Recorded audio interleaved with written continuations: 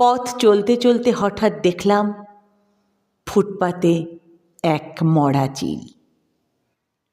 চমকে উঠলাম ওর করুণ বিভৎস মূর্তি দেখে। অনেক উঁচু থেকে যে এই পৃথিবীটাকে দেখেছে লুণ্ঠনের অবাধ উপনিবেশ, যার সেন দৃষ্টিতে কেবল ছিল তীব্র লোভ আর ছোঁ মারার দস্যু প্রবৃত্তি, তাকে দেখলাম ফুটপাতে মুখ গুঁজে পড়ে।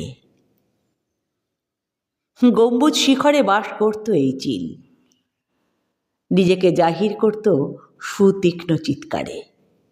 হালকা হাওয়ায় ডানা মেলে দিত আকাশের নীলে, অনেককে ছাড়িয়ে একক, পৃথিবী থেকে অনেক অনেক উঁচুতে। অনেকে আজ নিরাপদ, নিরাপদ ইঁদুর ছানারা আর খাদ্য হাতে ত্রস্ত পথচারী। নিরাপদ কারণ আজ সে মৃত। আজ আর কেউ নেই ছোঁ মারার। হরি ফেলে দেওয়া উচ্ছিষ্টের মতো ও পড়ে রইল ফুটপাতে, শুকনো শীতল বিকৃত দেহে।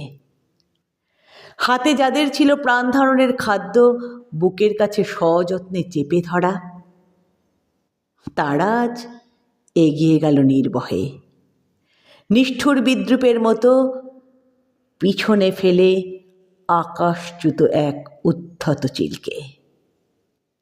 নিষ্ঠুর বিদ্রূপের মতো পিছনে ফেলে আকাশচ্যুত এক উদ্ধত চিলকে।